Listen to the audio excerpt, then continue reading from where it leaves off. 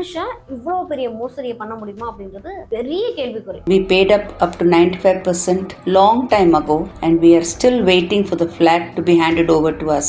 நம்ம வீடு தேடி வந்து அந்த லோனை கட்ட சொல்லி டார்ச்சர் பண்ணுவாங்க, மென்டல் டார்ச்சர் பண்ணுவாங்க. இதனால பல பேர் கடன் வாங்கலாம், பல தவறான முடிவுலாம் எடுத்திருக்காங்க. பல கோடி கணக்கில் கடன் வாங்குறாங்க. அவங்கெல்லாம் ஈஸியாக கடந்து போயிடுறாங்க. இப்படி கடன் வாங்கி உங்களுக்கு வீடு கட்டி தரேன்ட்டு ஏமாத்திருக்காரு. ஒரு மார்க் ப்ராப்பர்ட்டி பிளாட் கிடைக்கும்னு நம்பி 2011ஆம் ஆண்டு 48 லட்சம் நான் கட்டினேன். பேங்க் லோனுக்கு நாங்கள் வட்டியும் கட்டினோம், ஒரு பக்கம் வீடும் கிடைக்கல. காரைக்கால் போர்ட் இருக்கு இல்லையா, காரைக்கால் போர்ட்ல இருந்து கிட்டத்தட்ட 2400 கோடிக்கு மேல கடன் வாங்கி அதை டிஃபால்ட் ஆகி அதை என்ன பண்ணியிருக்காரு அப்படின்னா அதானி கிட்ட கொடுத்துருக்காரு. அதானி கிட்ட ஒப்படைச்சு இப்போ அதை வந்து அதானியோட துறைமுகமா மாறிடுச்சு. ஏன்னா நீங்க வந்து கன்ஸ்ட்ரக்ஷன் போயிட்டாலே வந்து அக்ரிமெண்ட் போட்டு காசு வாங்கிட்டு பில்டிங் ஸ்டார்ட் பண்ணுவாங்க. நீங்க பாத்தீங்கல்ல, அந்த மாதிரி வீடு கட்டி தரேன் அப்படின்னு சொல்லிட்டு பல கோடிக்கு மேல அந்த கன்ஸ்ட்ரக்ஷன்ல வந்து ஊழல் பண்ணியிருக்காரு. நான் 2011 மார்க் ப்ராப்பர்ட்டிஸ் சவிதாஞ்சலி அப்படிங்கிற ஒரு ப்ராஜெக்ட், அதுல ஃபிளாட் புக் பண்ணேன். இன்னி வரைக்கும் ஃபிளாட் ஹேண்ட் ஓவர் ஆகல. இது என்ன பண்ணிருக்கு அப்படின்னா சிங்கப்பூர்ல இருக்கக்கூடிய இந்தியன் பேங்க்ல போயிட்டு கடன் வாங்கியிருக்காங்க. கடனை வாங்கிட்டு அங்கேயுமே நிலுவைத் தொகை அங்கேயுமே கட்டாம விட்டுருக்காங்க. மனுஷன் இந்தியா விட்டு சிங்கப்பூர்ல போய் இந்தியன் பேங்க்ல கடன் வாங்கி அங்கேயும் கடன் வச்சுட்டு வந்திருக்காரு. கிட்டத்தட்ட பாத்தீங்கன்னா 74 கோடி ரூபாய் மட்டும் இதுக்கு பெனால்டி போட்டிருக்காங்க. அப்பனா அங்க அவர் எடுத்திருக்கக்கூடிய கடன் எவ்வளவு எடுத்திருப்பாரு? GRK ரெட்டி, அதாவது கோடப்பட்டி ராமகிருஷ்ணா ரெட்டி, இவர் தாங்க இந்த 8,000 கோடிக்கு மேல ஒரு மனிதன் கடனை வாங்கி ஏமாத்திருக்கான். அப்படின்னா இது போல இன்னும் எத்தனை முதலைகள் வந்து ஒளிஞ்சுக்கிட்டு இருக்கும் அப்படின்றத யோசிச்சுப்பாரு.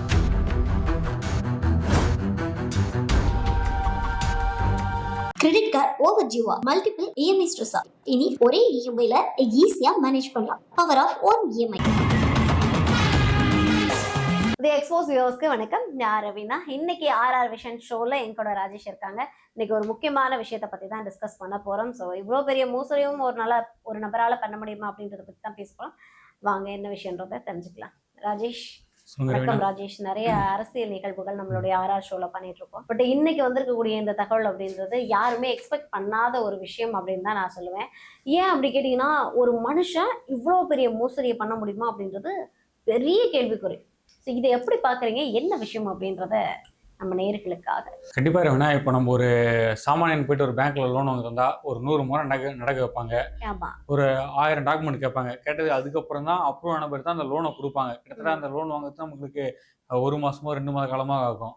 அந்த லோன் நம்ம கட்டாத பட்சத்தில் நம்ம வீடு தேடி வந்து அந்த லோனை கட்ட சொல்லி டார்ச்சர் பண்ணுவாங்க, மென்டல் டார்ச்சர் பண்ணுவாங்க. இதனால பல பேர் கடன் வாங்கலாம், பல தவறான முடிவுலாம் எடுத்திருக்காங்க. பல கோடி கணக்கில் கடன் வாங்குறாங்க. அவங்கெல்லாம் ஈஸியாக கடந்து போயிடுறாங்க. அந்த வரிசையில் பார்க்க போனால் இப்போ ஒரு மோசடி மன்னன் என்று சொல்லலாம். பல கோடி கடன் வாங்கி உங்களுக்கு வீடு கட்டி தரேன்ட்டு ஏமாத்திருக்காரு. அதை பற்றி தான் நம்ம இன்னைக்கு இந்த நிகழ்ச்சியில் தெளிவாக பேச போகிறோம். ஏன் முதல்ல இந்த ஷோவை எடுத்து நம்ம பண்ணுறோம் அப்படின்னா, ஒரு மனுஷனால இவ்வளோ ஏமாற்ற முடியுமா, அப்போ நம்ம எங்கெல்லாம் உஷாராக இருக்கணும் அப்படின்னு கண்டிப்பாக பொதுமக்கள் தெரிஞ்சுக்கணும். ஸோ அதுக்கான ஒரு அவேர்னஸ் வீடியோவை கூட அவங்க எடுத்துக்கலாம், தப்பில்லை. ஏன் அப்படின்னா, அவர் சொன்ன மாதிரி ஏபின்னு 2 பேரை சொல்றாரு ராஜேஷ். அந்த ஏபிக்கு வந்து சண்டை. ஏன் சண்டை அப்படின்னா, இந்த ஏன்ற ஒரு பர்சன் வந்து ஒரு லேண்ட் வாங்குறாரு. லேண்ட் வாங்கி அதுக்கு வந்து ப்ராப்பராக கட்டலைன்னொன்னே பேங்க் என்ன பண்ணுதுன்னா ஆட்டோமேட்டிக்காக லிட்டிகேஷன் போட்டு அவங்க ப்ராப்பர்ட்டியை கைப்பற்றிடுறாங்க. ஸோ கைப்பற்றிட்டு என்ன பண்ணுவாங்க, ஏலத்துக்கு விடுவாங்க இல்லையா. அந்த ஏலத்துக்கு வர்ற டைம்ல தான் வந்து இந்த பீன்ற ஒரு பர்சன் வந்து ஆஜராகிறாரு. ஸோ அந்த பீன்ற பர்சன் ஆஜராகி என்ன பண்றாரு, ஏலத்துக்கு எடுக்கிறதுக்கு பேங்க்கு போகாம அந்த இடம் யாரோடதுன்னு கேட்டு இந்த பர்சன் கிட்டே வராரு. இவர் என்ன பண்றாரு, நேக்கா நானே உனக்கு வித்துடுறேன், நீ அந்த காசை கொடுத்துரு அப்படின்றாரு. இவர் வந்து சரி பரவாயில்லையே, பேங்க்ல கொண்டு போய் கொடுக்குறது நம்ம இவர்கிட்ட கொடுத்து வாங்கிடலாமே, இவரோட ப்ராப்பர்ட்டி தரேன் அப்படின்னு சொல்லிட்டு சரின்னு வாய்மொழியா அக்ரிமெண்ட் போடாம வாய்மொழியா பேசிட்டு ரெடி கேஷாவே கொடுத்துட்றாங்க. கொடுத்து வந்து வாங்குறதுக்கான பிளான் நடந்துகிட்டு இருக்குது. ஸோ இதுக்கு முன்னாடி ஏன் இந்த ஏன்ற பெயரை மறைச்சிருக்காங்க அப்படின்னு ஒரு விஷயம் இருக்குதுல்ல. சுஷில் லால்வானி அப்படின்றவர் தான் இந்த லேண்டை வந்து பர்ச்சேஸ் பண்றாரு. ஸோ யாருக்கிட்ட இருந்து, அந்த ஏன்ற பர்சன்ட் இருந்து. இந்த ஏன்ற பர்சன் யாரு அப்படின்னு உள்ள போய் பார்த்தாதான் உண்மையாவே ஷாக்கிங்கான அவ்வளோ விஷயங்கள் இருக்கு ராஜேஷ்.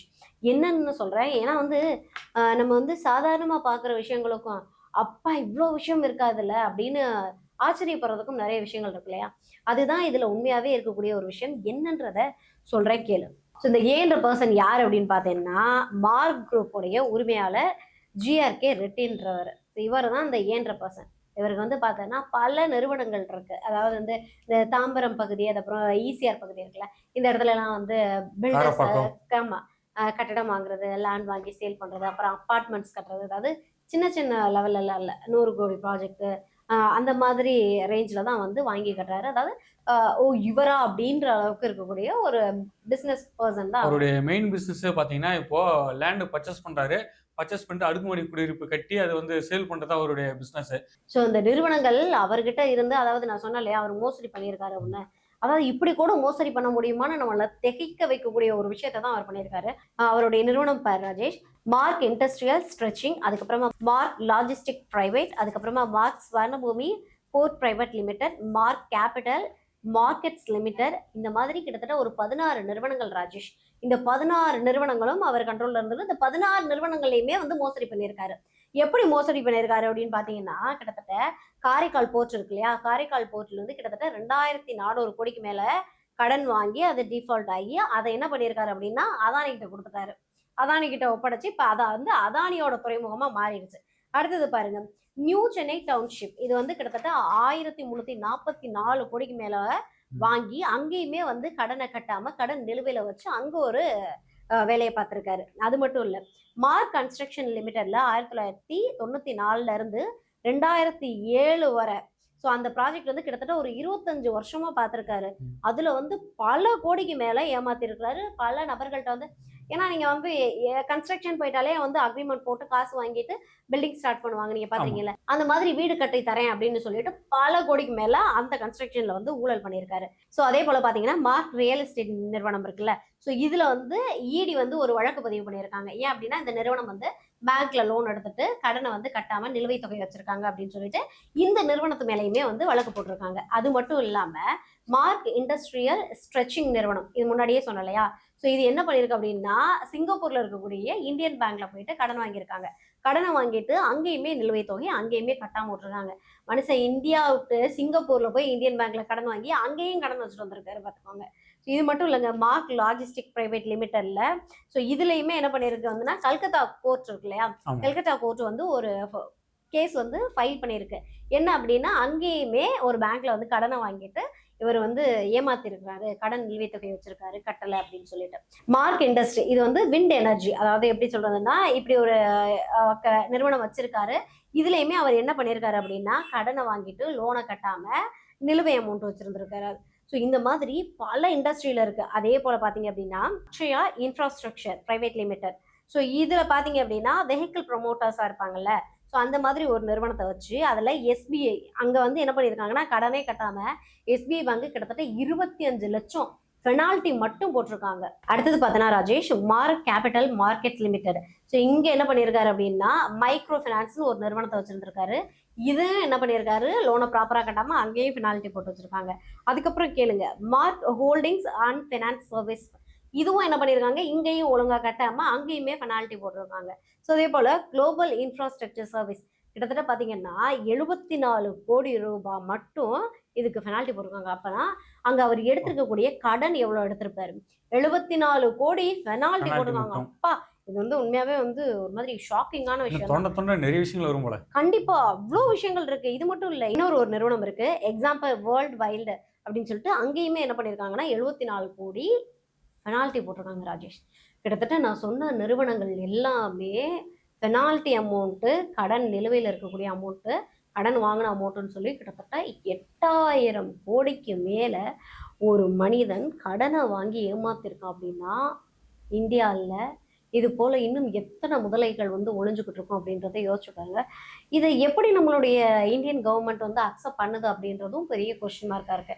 நம்ம இவ்வளோ விஷயம் பார்த்தோம் இல்லையா, இவ்வளோ விஷயத்தை எப்படி மறைச்சிருப்பாங்க, இது எவ்வளோ பெரிய ஒரு ஆச்சரியத்தை கொடுக்கக்கூடிய விஷயன்றதோட ஒரு ஷாக்கிங்கான விஷயம் இல்லை. எவ்வளோ மக்கள் இன்னைக்கு சாப்பாடுக்கே கஷ்டப்பட்டு இருக்காங்க. இதை எப்படி நம்மளோட இந்தியன் கவர்மெண்ட் வந்து அலட்சியமா விட்டுச்சு? இப்படிப்பட்ட ஏமாற மக்கள் இருக்கிற வரைக்கும் ஏமாத்துறவங்க ஏமாத்திட்டு தானே. கண்டிப்பா அந்த மாதிரியான ஒரு விஷயத்த தான் இவர் பண்ணியிருக்காரு. ஸோ இவ்வளோ பெரிய அந்த மோசடியை பண்ணவர் தான் இப்போதான் நம்ம வந்து ஏன்ற ஒரு பர்சனுக்கே விளக்கம் கொடுத்துருக்கோம். அதாவது ஏன் அந்த ஏன்ற பர்சன் மறைக்கப்பட்டாரு, அப்போ அந்த ஏன்ற பர்சன் என்ன பண்ணியிருக்காரு அப்படின்னா இவ்வளோ விஷயத்தையும் பண்ணது அந்த ஏன்ற பர்சன் தான். அதாவது வந்து GRK ரெட்டி, அதாவது கோடப்பட்டி ராமகிருஷ்ணா ரெட்டி, இவர் தாங்க இந்த ஏன்ற பர்சன். இந்த ஒரு தனிநபர் இவ்வளோ பெரிய மோசடியை பண்ணியிருக்காருன்னா, நீங்க சொல்ற இந்த விஷயத்த கேட்கும் போதே நமக்கு தலை சுத்துது. இவ்வளோ பெரிய மோசடி மன்னன் கிட்ட அந்த சுஷில் லால்வானி எப்படி வந்து சிக்கினாங்க, அதை பத்தி கொஞ்சம் சொல்லுங்க. கண்டிப்பா. ஐயோ! இது வந்து ஒரு பெரிய விஷயம். ஏன் அப்படின்னா, ஒரு மனுஷன் பொய் சொல்லலாம்.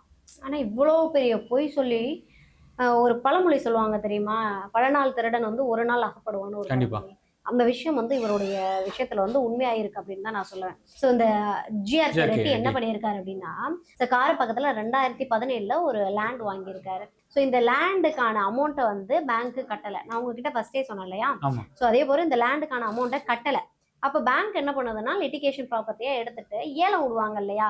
ஸோ அந்த ஏலம் விடும்போது என்ன பண்றாங்க அப்படின்னா, இத வந்து யாரு வாங்க வரா அப்படின்னா, அப்பதான் இங்க வராரு அந்த சுஷில் லால்வானி. ஸோ ஒரு வழியா என்ன பண்ணிட்டாங்க அப்படின்னா, அந்த லேண்ட் வந்து ஏலத்துக்கு போகுதுன்னு தெரிஞ்ச உடனே இவரு ஜிஆர்கே ரெட்டி என்ன பண்ணிடுறாருன்னா, சுஷில் லால்வானி கிட்ட பேசி, ஸோ பேங்க் பணத்த கட்டிட்டு ஒரு இடத்த வந்து வாங்கிக்கிறாரு. ஸோ வாங்கினதுக்கு அப்புறமா என்ன பண்ணிடுறாங்க, அக்ரிமெண்ட் போட்டுறாங்க. இப்போ இந்த லேண்ட் வந்து இவருக்கு வந்துருது. இந்த டைம்ல தான் ஒரு ஹாஸ்பிட்டல் என்ன பண்றாங்க அப்படின்னா, அந்த இடத்த எங்களுக்கு கொடுங்களேன். ஏன்னா இவர் என்ன பண்ணியிருக்காருன்னா, அந்த லேண்டை வந்து யாருக்கிட்டயாவது சேல் பண்ணணும். ஏன்னா கடன்ல இருக்குன்னு தெரிஞ்சிருச்சு. ஸோ இந்த லேண்டை எப்படியாவது சேல் பண்ணிடலாம்னு சொல்லிட்டு என்ன பண்றாரு அப்படின்னா, எல்லா இடத்துலையும் கேட்கும்போது இந்த ப்ராப்பர்ட்டி மாத்துறதெல்லாம் இருக்குல்ல, மாத்தியெல்லாம் முடிச்சிட்டாங்க. காசும் வாங்கியாச்சு, கடனும் கட்டியாச்சு பேங்க்ல. இதுக்கு அப்புறமா ஒரு ஹாஸ்பிட்டல் வந்து கேட்குது. எவ்வளவுக்குன்னா 100 கோடி கேட்குது. ஆசை யாரை விட்டது அப்படின்ற மாதிரி கண்டிப்பா. நம்மளுடைய ஜிஆர்கே ரெட்டிக்கு ஆசை விட்ட பாடல்ல.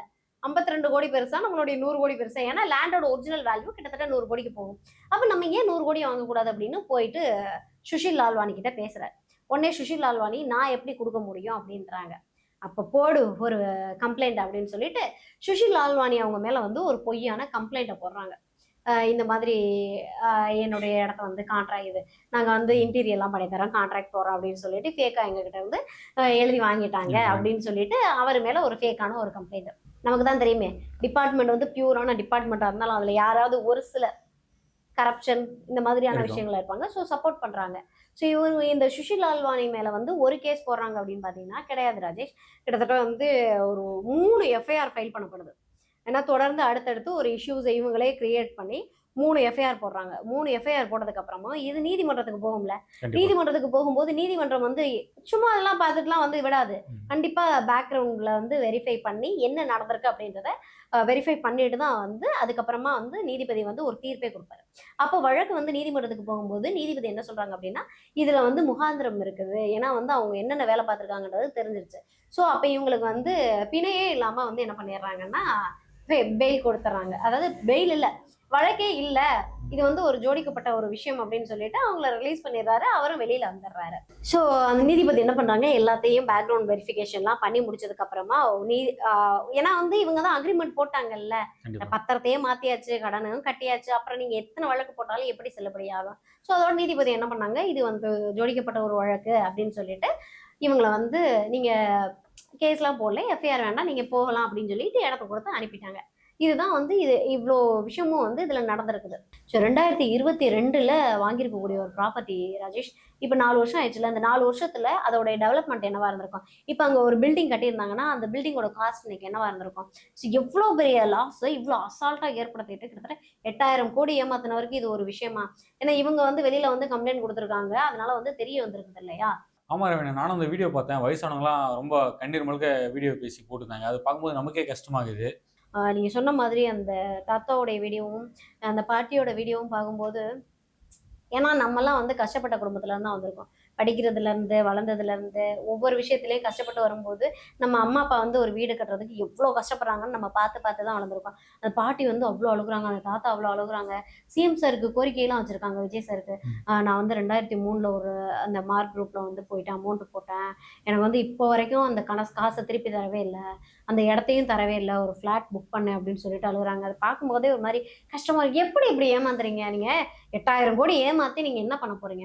8000 கோடியை ஒட்டு மொத்தமா சீஸ் பண்ணிட்டு யார் யார் பாதிக்கப்பட்டாங்களோ பாதிக்கப்பட்ட எல்லாருக்கும் அந்த காசை கொண்டு போய் உங்க ப்ராப்பரா சேர்த்தாங்க அப்படின்னாலே போதும்.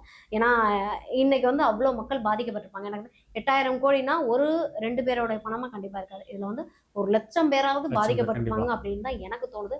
கண்டிப்பா இதுல உரிய நடவடிக்கை வந்து இந்தியன் கவர்மெண்ட், தமிழ்நாடு கவர்மெண்ட் எடுப்பாங்க அப்படின்னு நினைக்கிறேன். ஏன்னா ஆல் ஓவர் இந்தியாவும் 8000 கோடி வாங்கியிருக்காரு இல்லையா. பார்ப்போம், பொறுத்திருந்து பார்ப்போம் இந்த கேஸ்க்கு என்ன முடிவு வருது அப்படின்றத. கண்டிப்பா ரவீனா. கிரெடிட் கார்டு ஓவர் ஜீவா மல்டிபிள் இஎம்ஐ ஸ்ட்ரெஸ். இனி ஒரே இஎம்ஐல ஈஸியா மேனேஜ் பண்ணலாம். Power of one EMI.